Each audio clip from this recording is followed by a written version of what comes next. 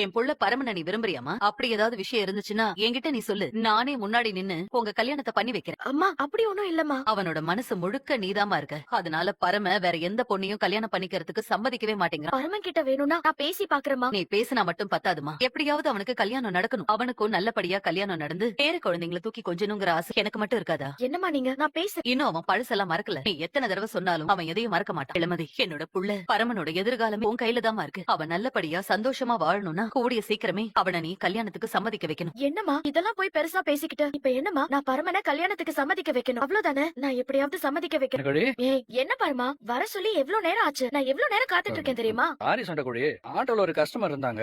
அவங்கள எப்படி பாதியிலே விட்டுட்டு வர முடியும்? அதுவும் வயசானவங்க வேற. அவங்கள போய் விட்டுட்டு ஓடி அப்படி பாக்குற. நீ ஏதோ முக்கியமா பேசணும்னு வர சொல்லிருக்க. என்ன விஷயம்? ஆமா உங்க அம்மா கல்யாணத்தை பத்தி பேசும்போது நீ ஒத்துக்க மாட்டேன்னு சொன்னியாமே. இங்க சுத்தி உனக்கே வந்துருச்சா? இவரு எனக்கு இந்த கல்யாணத்துல எல்லாம் விருப்பமே இல்ல சண்டைக்கோழி. ஏன் விருப்பம் இல்ல? காரணம் எல்லாம் சொல்ல முடியாது. நீ சொல்லாட்டியும் எனக்கு காரணம் நல்லா தெரியும். நீ என்கிட்ட போய் சொல்லிருக்க.